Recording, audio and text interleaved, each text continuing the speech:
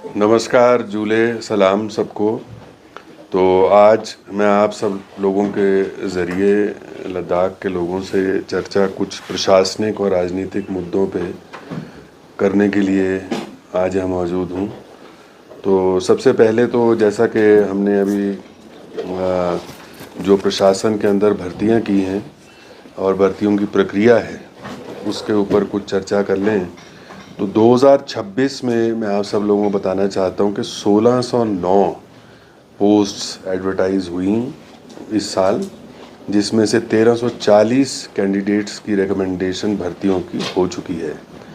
इसके अलावा 325 ऐसे मुलाजिम हैं जिनकी प्रमोशन डीपीसी के ज़रिए इस साल हो चुकी। 302 पोस्टें ग्रुप बी और ग्रुप सी की एडवर्टाइज हुई हैं और उसके अगले कुछ हफ्तों में भर्तियां चालू हो जाएंगी। और 1205 पोस्टें और ऐसी हैं जिनका एडवर्टीज़मेंट जल्द ही हो जाएगा अगले कुछ हफ्तों में। जो अभी भर्तियां जो नोटिफाई हुई हैं उसके अंदर 40 पोस्टें सब इंस्पेक्टर की हैं और 262 पोस्टें टीचर्स की हैं। इसी तरह पुलिस में जो कांस्टेबल्स की भर्तियां हैं उसकी प्रक्रिया भी जल्दी नोटिफाई पुलिस विभाग द्वारा डीजीपी साहब उसके बारे में आप सब लोगों को जानकारी देंगे कि कब कैसे और लोगों के फिज़िकल और एग्ज़ाम वगैरह कब होनी है। यूपीएससी द्वारा 224 गेजेटेड पोस्ट्स की जो वैकेंसियां हैं वो नोटिफाई हुई। उसमें 125 मेडिकल ऑफिसर्स इंक्लूड हैं जिनकी फ़ाइनल लिस्ट जो है वो शॉर्ट लिस्टेड कैंडिडेट्स की तैयार हो रही है और मुझे उम्मीद है कि अगले 2-3 हफ्ते के अंदर इनके इंटरव्यू की प्रक्रिया चालू हो जाएगी। 35 पोस्ट अकाउंट्स ऑफिसर की नोटिफाई हुई थी जिनके रिक्रूटमेंट का जो एग्ज़ाम है वो 27 सितंबर को तय है। 67 पोस्ट लेक्चरर्स की नोटिफाई हुई थी और 24 लेक्चरर्स को अपॉइंटमेंट लेटर्स जारी कर दिए गए हैं। ये यूपीएससी वाले बता रहा हूँ मैं आपको। लद्दाख यूनिवर्सिटी ने 38 पोस्टें असिस्टेंट प्रोफेसर की और 6 पोस्टें एसोसिएट प्रोफेसर की नोटिफाई करी थी।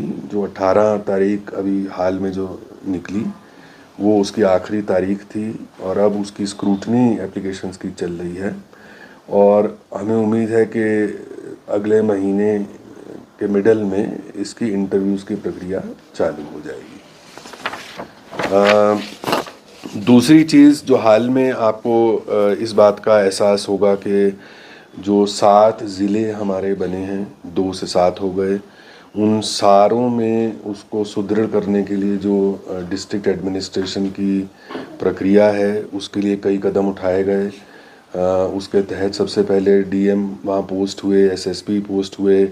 32 तहसीलें अब बन गई हैं, जो पहले नियाबत थी वो तहसील बन गई। उसमें कुछ लोगों को या कुछ इलाकों को ऐसा महसूस हो रहा है, कुछ ज़्यादा नहीं मगर 4-5 जगह पे ऐसा हो रहा है महसूस कि शायद हमारे यहाँ पे भी होनी चाहिए तहसील। अभी तो हमने जो एग्जिस्टिंग नियाबत हैं उन्हीं को बढ़ा के तहसील किया है, तो उसके लिए भी हम उसका जायज़ा ले रहे हैं और जहाँ मुनासिब होगा और बन पाएगा हम ज़रूर उसको भी फेयर तरीके से कंसिडर करेंगे। इसके अलावा अभी हाल में माननीय एलजी साहब ने एक अप्रूवल हमको दी है कि लैंड यूज़ चेंज के नोटिफिकेशन हुई है और उसके चलते 4 कनाल तक की अगर किसी की ज़मीन है तो उसकी पावर डिविजनल कमिश्नर को दे दी है। चीफ सेक्रेटरी की पावर 2 एकड़ तक की है और 2 एकड़ से ऊपर का मामला एलजी साहब तक जाएगा। अब इससे फ़ायदा क्या होगा ये मैं आपको बता देता हूँ कि तमाम लोगों की जो एग्रीकल्चरल लैंड है, अगर मान लीजिए उसके ऊपर कोई होटल या गेस्ट हाउस या रिजॉर्ट या कोई और इंडस्ट्रियल यूनिट लगाना चाहता है तो बैंक वालों से उनको कर्जा नहीं मिलता क्योंकि वो लैंड रिकॉर्ड के अंदर दर्ज है एग्रीकल्चरल लैंड और इसके चलते वो कर्जा नहीं ले पाते। अगर उसने बढ़ाना भी है अपना यूनिट तो बढ़ा नहीं पाता। तो उसको सुविधा देने के लिए हमने लैंड यूज़ की नोटिफिकेशन कर दी है और 1-2 हफ्तों के अंदर एक बहुत ही सरल पोर्टल इसका लॉन्च हम कर देंगे, जिसमें लोग अगर किसी ने अप्लाई करना है तो जहाँ भी बैठा है वहाँ अपने थोड़े से मिनिमम कागज़ दे करके उसको नोटिफाई कर दें।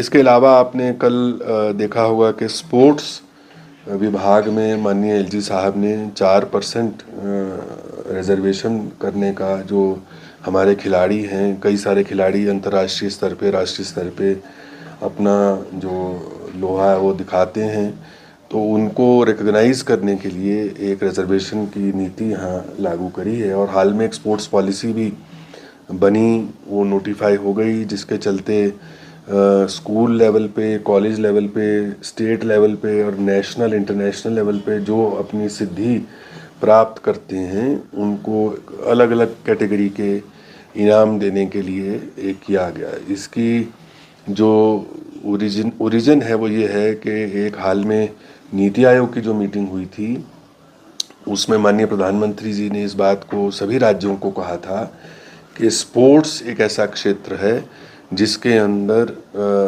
आपको प्रोत्साहन शुरू से देना है और स्पोर्ट्स का इंफ्रास्ट्रक्चर भी मुहैया कराना है, और जो अच्छे खिलाड़ी हैं उनको हमें प्रोत्साहन भी देना है किसी प्रकार से, ताकि वो आगे अपना देश के लिए नाम रोशन कर सकें। अभी कल एक शायद आप लोगों से साझा किया होगा कि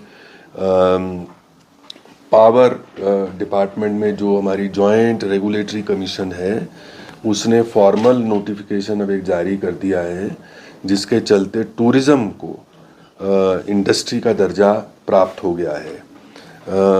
तो इससे जो बिजली के दर हैं होटलों में, गेस्ट हाउस में, इन सब में अब इंडस्ट्री वाले रेट लगेंगे जो कि कम है।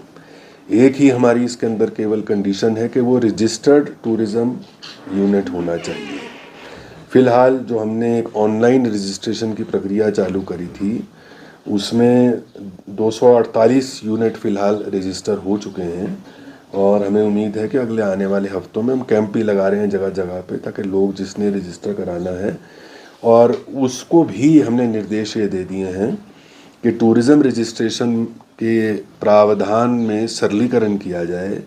अभी कई दस्तावेज़ मांगे जाते हैं, उसको हम कम से कम दस्तावेज़ मांग करके टूरिज़्म के यूनिट को रजिस्टर करें, और प्रोविजनल रजिस्ट्रेशन की बजाय हम उसको परमानेंट रजिस्ट्रेशन की तरफ बढ़ें, ताकि एक ही बार रजिस्ट्रेशन यूनिट्स की हो।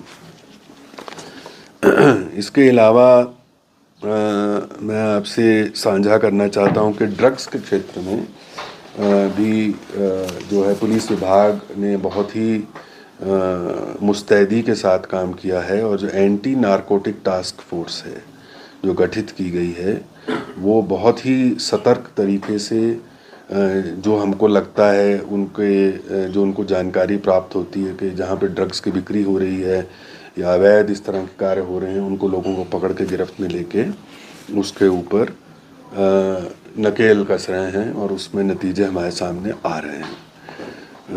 इसके अलावा मैं आपसे ये भी आज साझा करना चाह रहा हूँ कि नवतोड़ का एक इशू है जो कि बहुत यहाँ समस्या बना रहा बहुत अरसे से, और तकरीबन हमारे पास जो डेटा है इसके अंदर अगर हम लगाएं तो कुछ तो गैर मुस्तकिल नवतोड़ है और कुछ मुस्तकिल नवतोड़ है। अगर लेह और कारगिल, जो पुराने लेह और कारगिल ज़िले थे, उनका हम एक विश्लेषण करें तो तकरीबन कारगिल में गैर मुस्तकिल 1,29,000 कनाल ज़मीन नवतोड़ है। लेह के अंदर 3,44,000 कनाल ज़मीन नवतोड़ की है। इसी तरह जो मुस्तकिल है उसमें कारगिल में 88,000 कनाल जो है वो नवतोड़ की है, और लेह में 1,00,000 कनाल से ज़्यादा जो है नवतोड़ की मुस्तकिल ज़मीन नवतोड़ में है। इसमें 40,000 अनुमान हमारा है, 40,000 लोगों की ज़मीनें इम्पैक्टेड हैं, जिसमें वो अपना कार्य नहीं कर पा रहे।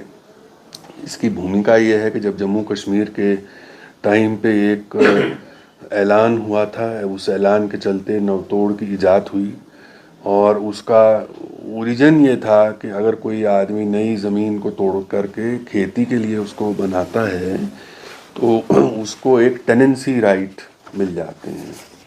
तो वो टेनेंसी राइट अब सब वक्त बदलता गया, लोगों ने अब नवतोड़ का दूसरे कार्यों में उपयोग शुरू कर दिया।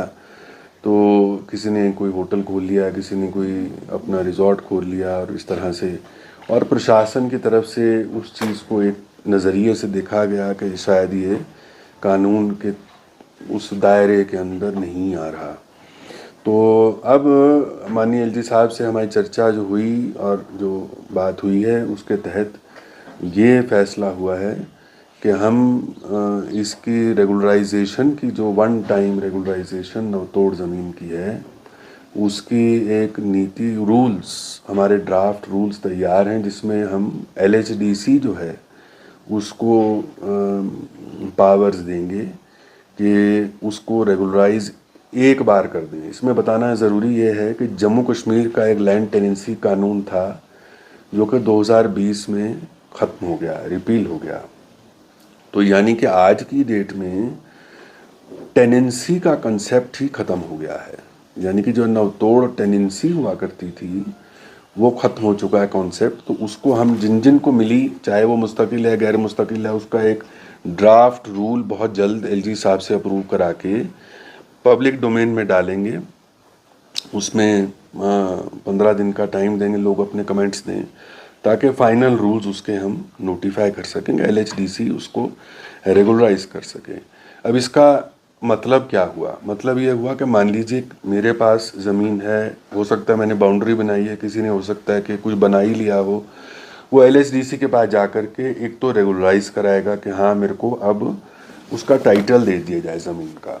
तो उसकी पहले सर्वे होगी रेवेन्यू विभाग के द्वारा, उसके बाद उसको टाइटल दिया जाएगा। लेकिन टाइटल के बाद अगर मैंने किसी और पर्पस के लिए उसका इस्तेमाल किया है, मान लीजिए जैसे मैंने बताया गेस्ट हाउस होटल कुछ बना लिया, तो लैंड यूज़ भी उसका साथ ही साथ जो एप्लीकेबल चार्ज हैं वो दे करके चेंज करा ले। इसलिए जो हमने लैंड यूज़ की भी नोटिफिकेशन करी, यानी कि अगर एग्रीकल्चर से नॉन एग्रीकल्चर पर्पस के लिए बदलनी है, पहले फ्रेमवर्क ही नहीं था कि लैंड यूज़ कैसे बदला जाए। तो अब लोगों को ये एक विंडो मिल जाएगी कि जिसने अपने नवतोड़ को टाइटल में बदलना है वो एलएचडीसी के पास जाके वो करवा ले और उसके बाद लैंड यूज़ भी साथ में अपना चेंज करवा ले ताकि जिस पर्पस के लिए यूज़ करना चाहते हैं वो कर लें। तो ये एक मेरे हिसाब से कि बहुत बड़ी लोगों को इस चीज़ से रिलीफ मिलेगी। और जो लैंड सबसे बड़ा यहाँ का एसेट लद्दाख का है, उसको मोनेटाइज करने में लोगों को एक रास्ता निकल करके आएगा। अब इसके अलावा मैं आपसे जो कुछ राजनीतिक गतिविधियां हैं उसके ऊपर भी चर्चा कर ही लेते हैं।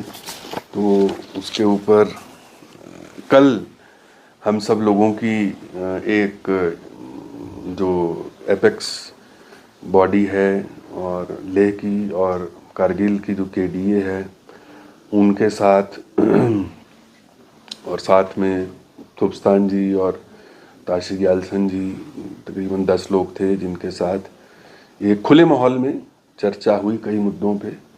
और ये गृह मंत्रालय से भी अधिकारी आए थे, तो उसके अंदर बहुत से मुद्दे उठे, बहुत से मुद्दों पे चर्चा हुई। और उसके अंदर जो है मेरे समझ में जो 3 जुलाई को हमारी मीटिंग हुई थी और उसमें एक कंसेंसस उभर के आया था कि एक यूटी लेवल की बॉडी बनेगी जो कि और हिंदुस्तान के किसी और फ्रेमवर्क में नहीं, सुई जेनेरिस उसको बोलते हैं, यानी कि और कोई इसका पैरेलल नहीं है। आर्टिकल 371 जो हमारे संविधान का है उसके तहत एक रूपरेखा बनेगी और उसको एक अमली जामा पहनाया जाएगा।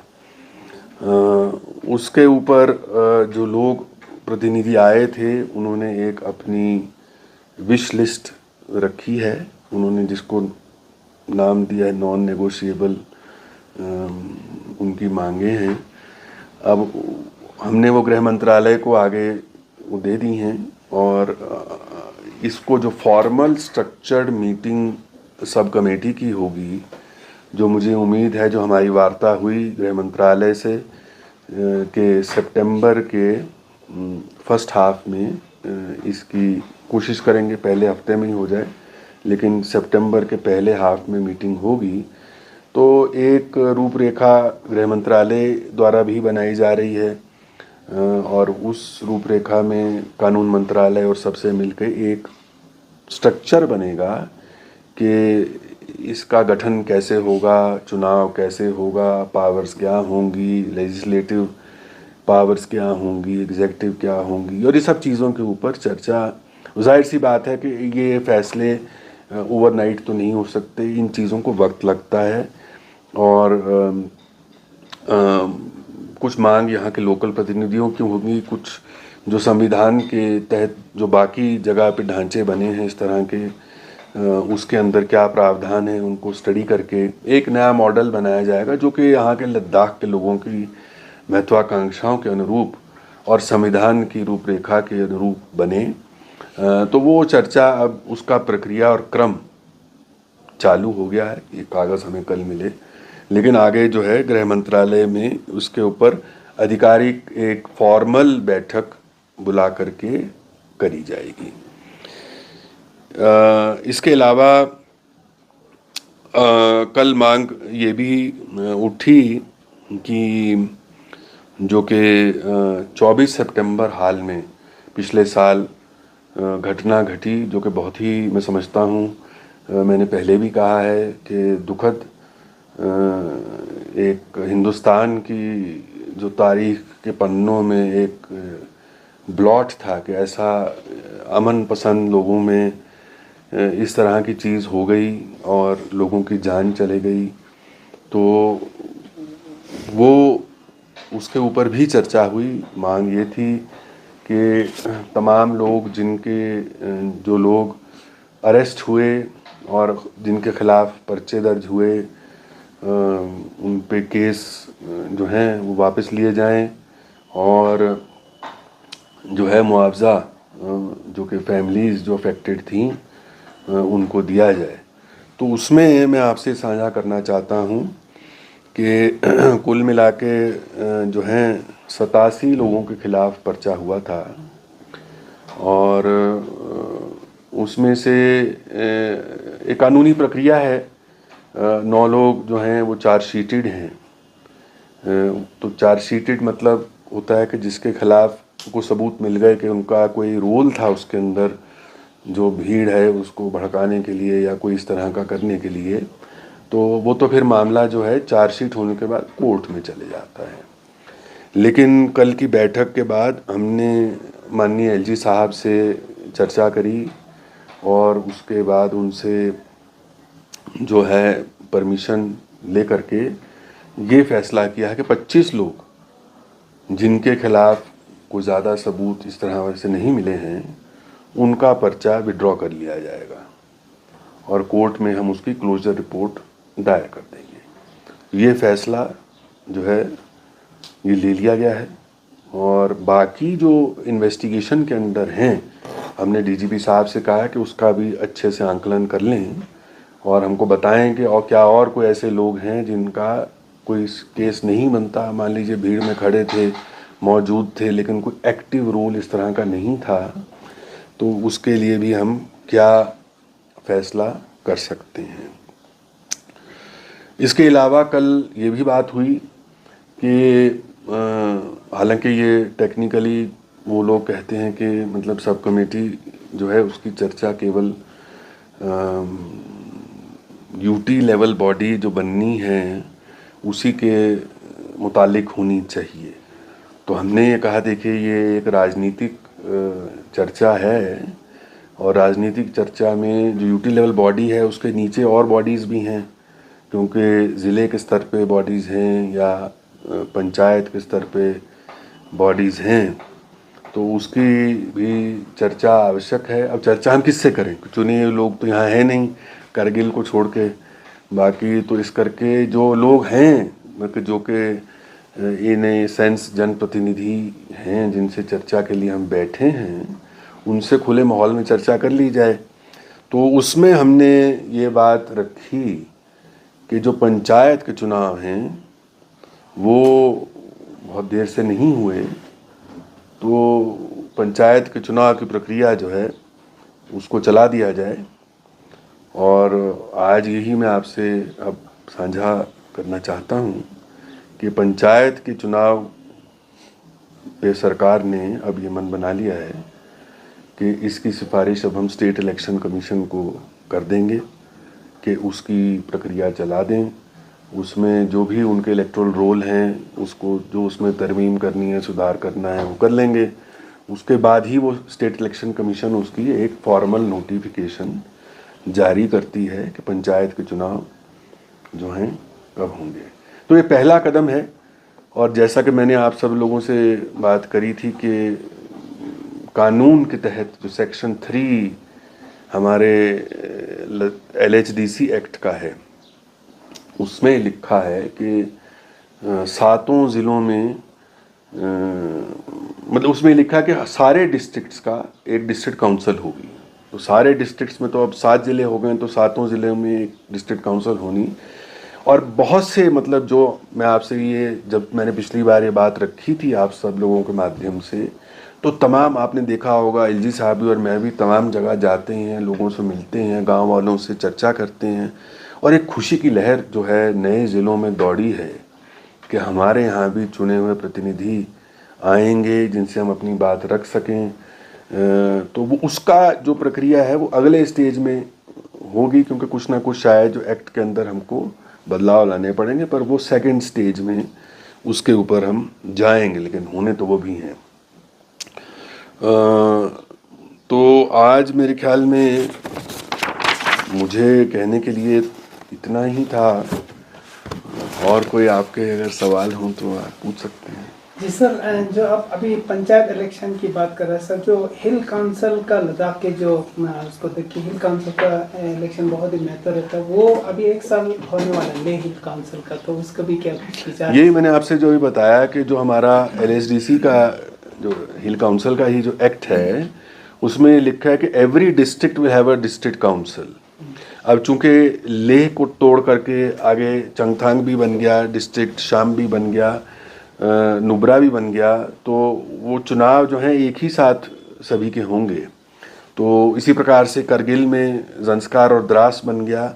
तो अब हमको वो पूरा प्रक्रिया को एक साथ ही करना होगा, जैसे भी होगा जब भी होगा। तो उस पर अब चर्चा जारी है आगे। सर अभी आपने टूरिस्ट जो यूनिट रजिस्ट्रेशन की बात किया सर, जो उन स्टेक होल्डर का ये मांग है सर, आपको भी रिप्रेजेंटेशन दिया है कि LRC मैंडेटरी किया जाए, क्योंकि हर जगह पर लोकल बिजनेस प्रोटेक्शन होता है। देखिए ये कल भी लोगों ने बात उठाई थी और मैंने बड़ा फ्रैंक तरीके से ये बात को उनसे कहा कि देखिए जो संवैधानिक प्रावधान है या कानूनी प्रावधान है, मैं उससे बाहर तो नहीं जा सकता। जब टूरिज़्म इंडस्ट्री के लोग भी मुझसे मिले थे तो मैंने कहा कि आपकी जो बात है वो मैं समझता हूँ, मुझे एहसास है, लेकिन कानूनी तौर पे LRC की कंडीशन हम इस तरह से डाल दें ये सही नहीं है हमारे लिए। तो जब तक कानूनी कोई बेस नहीं होगा तो हम उसको कैसे करेंगे। दूसरा सर, जो जुडिशियल इंक्वायरी चल रहा है इस पे भी काफी लोगों का मांग है कि यूजुअली 6 महीने में इनका रिपोर्ट आ जाता है, वो भी मेरे ख्याल जल्द ही उसके ऊपर कुछ ना कुछ डिले हुआ, ये उनका नहीं। गवर्नमेंट वो तो जुडिशियल इंक्वायरी तो इंडिपेंडेंट इंक्वायरी है, गवर्नमेंट थोड़ी इंक्वायरी कर रही है, लेकिन वो जो उनको लोगों की स्टेटमेंट लेनी होती है, अलग अलग हर किस्म के लोगों को स्टेटमेंट लेकर के फाइनल रिपोर्ट एक बनाते हैं। पर मुझे बताया गया कि उसका भी जल्द ही जुडिशियल रिपोर्ट मिल जाएगी। सर MC इलेक्शन भी सेम इलेक्शन के साथ होगा कि? ये सब देखिए ये सब एक कड़ी का पूरी आर्किटेक्चर का हिस्सा है। पंचायत है, म्युनिसिपल है, डिस्ट्रिक्ट काउंसिल है, तो जाहिर सी बात है जो हमारी कॉन्स्टिट्यूशनल ऑब्लिगेशन है या कानून के तहत जो ऑब्लिगेशन है उसको हम करेंगे।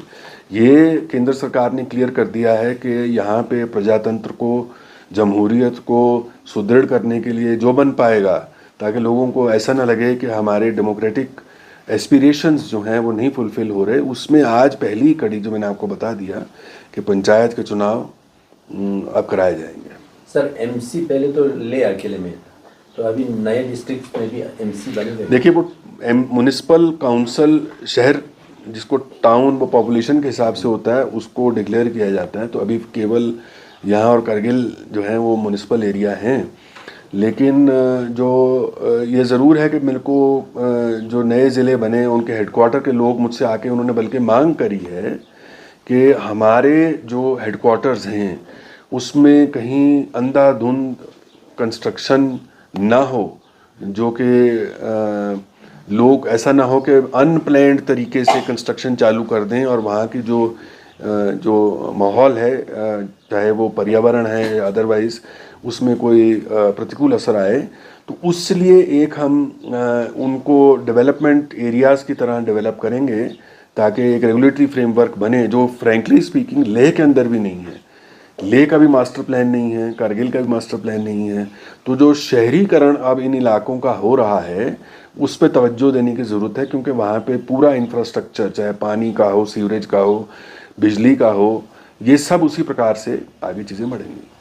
सर कल के मीटिंग में थुप्स्टन साहब और ट्रैशी साहब के प्रेजेंस को लेकर भी कुछ डिस्कशन हुआ, तो उस पर क्या? देखिए मैंने उनसे ये कहा कि ये ठीक है, एपेक्स बॉडी और केडीए अपने आप एक चुन करके अपने अपने लोग देते हैं, अपना खुद इलेक्ट करके दे रहे हैं, लेकिन थुप्स्तान जी एक respected farmer member of parliament हैं, लेक चुने हुए मतलब और बहुत ही मुअज़्ज़ज़ इंसान हैं। और उधर ताशी ग्याल्सन जो है अभी हाल में जो आखिरी लेह की ऑटोनमस डिस्ट्रिक्ट काउंसिल थी उसके सीईसी हैं। इसी प्रकार एमपी साहब भी कोई उसका हिस्सा तो नहीं है, और या सीईसी जो करगिल हैं वो भी उसका हिस्सा नहीं है। लेकिन चर्चा में, क्योंकि राजनीतिक मुद्दों पे चर्चा और इनफॉर्मल चर्चा हो रही है, तो इसमें जो लोग हमको लगता है कि जिनकी आवाज़ सुनने की आवश्यकता है उनको जोड़ना ज़रूरी है। सर अभी आपने डिस्ट्रिक्ट काउंसिल की बात किया, सर क्या पहले एलएसडीसी बनने के बाद उसके ऊपर बनेगा? क्योंकि पहले भी जो एपेक्स और केडीए ने काउंसिल टेंशन करेंगे, इम्पावर करेंगे, उस पर उन्होंने ऑब्जेक्शन उठाया था, वो किस तरह से सेटअप होगा इसके बारे में? देखिए अल्टीमेटली जो यूटी लेवल बॉडी बनेगी, जैसा कि मैंने कहा, वो संवैधानिक एक अमेंडमेंट के बाद बनेगी। आर्टिकल 371 के तहत उसका ढांचा बनेगा। उसकी जब रूपरेखा के ऊपर चर्चा के बाद एक सहमति बनेगी कि इसकी पावर्स क्या हैं, तो वो पावर्स डिफाइन एक चर्चा के बाद ही होंगी। तो उसमें लेजिस्लेटिव पावर्स की भी बात है। आज की डेट में एलएसडीसी के पास लेजिस्लेटिव पावर तो नहीं है, लेकिन इसके पास लेजिस्लेटिव पावर भी। एग्जीक्यूटिव पावर में कौन सी ऐसी चीज़ है, हो सकता है कोई एक आध चीज़ यही लोग कहें कि भाई हमको फ़िलहाल जो एलएसडीसी की है वो यूटी लेवल बॉडी के पास होनी चाहिए। ये चर्चा के बाद इश्यूज निकल के आएंगे। लेकिन जैसा कि मैंने कहा, यूटी लेवल बॉडी को बनने में वक्त लगेगा, क्योंकि सब कॉन्स्टिट्यूशनल अमेंडमेंट है, कोई ये लीगल अमेंडमेंट भी नहीं है। तो इसको, इन चीज़ों को वक्त लगेगा। तब तक ऐसा ना हो कि यहाँ एक डेमोक्रेटिक वैक्यूम बन जाए। इसके लिए हमने ये फैसला किया कि इस प्रक्रिया को चालू करें। ठीक है।